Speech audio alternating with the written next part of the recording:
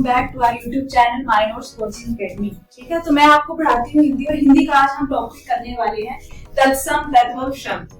ठीक है, सो सबसे पहले इनका मीनिंग देख लेते हैं। तत्सम शब्द क्या होते हैं? तत्सम शब्द संस्कृत के दो शब्दों तत् और सम के मेल से बना है। ठीक है, किसके मेल से बना है? तत् और सम, जिसका अर्थ है उनके समान। जिन संस्कृत शब्दों का ज्यों का त्यों हिंदी में प्रयोग किया जाता है उन्हें तत्सम शब्द कहते हैं।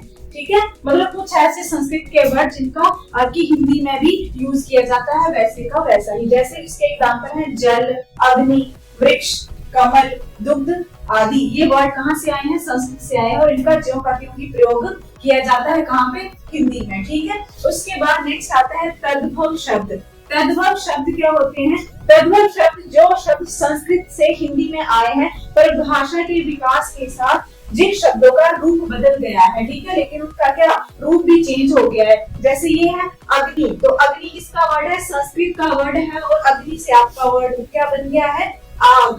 ठीक है, वैसे ही ओष्ठ, ओष्ठ आपका संस्कृत का शब्द है, और ये ओष्ठ चेंज होके हिंदी में जब आया तो इसका क्या मतलब बन गया? होंठ। ठीक है, ओष्ठ, होंठ और अग्नि से आग। तो ये होते हैं आपके तत्सम शब्द और तद्भव।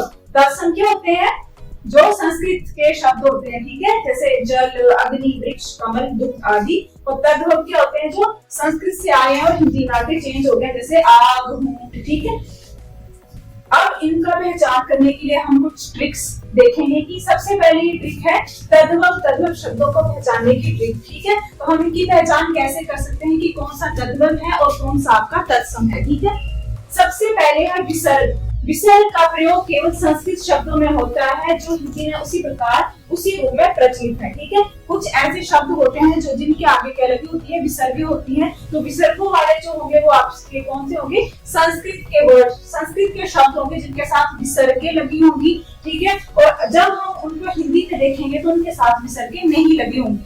ठीक है, तो इनके साथ आप इजीली इनकी पहचान कर सकते हो कि कौन सा संस्कृत का है और कौन सा हिंदी का है। ठीक है, जैसे यहाँ पे केशव, तो केशव के साथ विसर्गे लगी है और ये हिंदी में विसर्गे हटा दी गई है। ठीक है, वैसे ही है बाला, तो बाला के साथ विसर्गे लगी है और हिंदी में जब आएगा तो उसमें विसर्गे नहीं आएंगे। ठीक है, तो ये होगी इसकी पहली ट्रिक। क्या पहचानी हमने? इनकी विसर्गे देखनी है। जिसके साथ विसर्गे लगी होगी वो कौन सा होगा? आपका संस्कृत का होगा, और जिसके साथ नहीं होगी वो हिंदी का होगा। ठीक है, उसके बाद दूसरा आता है हमारा कि हम कैसे पहचान कर सकते हैं क्ष।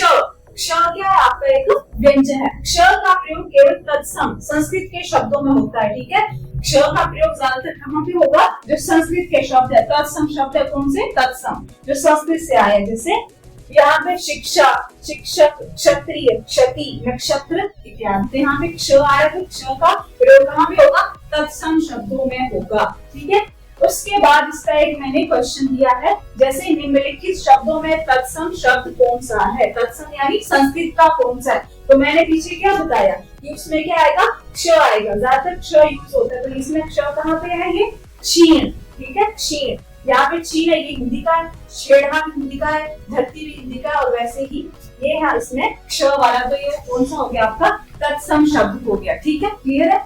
उसके बाद नेक्स्ट आता है हमारा ट्रिक 3। इसमें क्या होगा? री का प्रयोग होगा। री क्या है? आपका एक स्वर है जिसमें री का प्रयोग केवल तत्सम संस्कृत के शब्दों में होता है। ठीक है, जैसे यहाँ पे तत्सम शब्द दिए हुए हैं और यहाँ पे तद्भव शब्द दिए हुए हैं। जैसे यहाँ पे लिखा है श्रृंगार, श्रृंगार है तो ये कौन सा है? आपका संस्कृत का वर्ड है। ठीक है, तत्सम, तत्सम कौन से होते हैं? जो संस्कृत से आए हुए। ठीक है, और जब हम इसको हिंदी में लिखेंगे यानी हिंदी भाषा में यानी तद्भव। ठीक है, तद्भव में तो क्या आ जाएगा?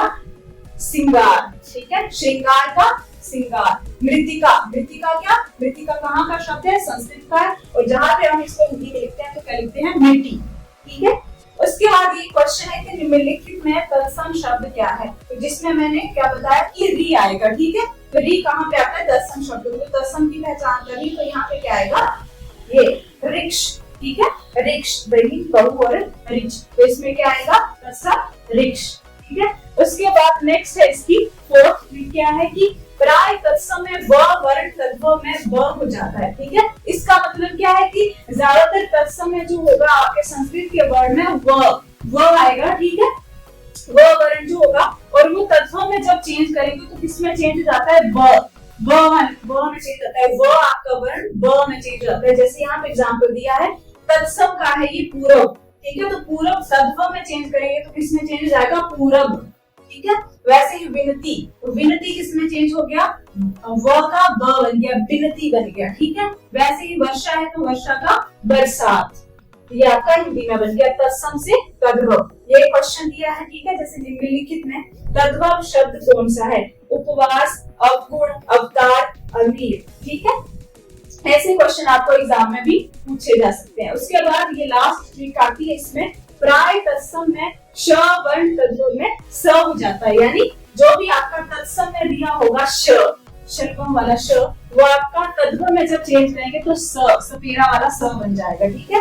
जैसे यहाँ पे एग्जाम्पल दिया है अनशन, अनशन किसमें बन गया, अनसन, अनसन में बन गया। वैसे ही अंश, अंश किसमें चेंज हो गया, अंश, ठीक है। तो ये है 5 ट्रिक्स इसको पहचानने की कि कौन सा आपका तद्भव शब्द है, कौन सा आपका तत्सम शब्द है। तत्सम शब्द क्या होते हैं, जो संस्कृत के शब्द होते हैं, उनका हिंदी में आपका ज्यों का त्यों ही प्रयोग किया जाता है, ठीक है। और उसके बाद इनमें अक्षर ज्यादातर यूज होता है आपका। उसके बाद इसमें जैसे री आता है, ठीक है। उसके बाद जो आपका व है वो ब में चेंज हो जाता है, और उसके बाद लास्ट है आपका जिसमें शब्द होता है वो स में चेंज हो जाता है, ठीक है। तो इसी तरह से हम तत्सम और तद्भव शब्दों का पहचान आसानी से कर सकते हैं, ठीक है। तो अगर आपको मेरा पढ़ाया में समझ में आ रहा है, ठीक है, आपको ये पूरा लेक्चर समझ में आया, तो आप हमारे चैनल को सब्सक्राइब कर सकते हैं आगे के और वीडियोस देखने के लिए। Thank you.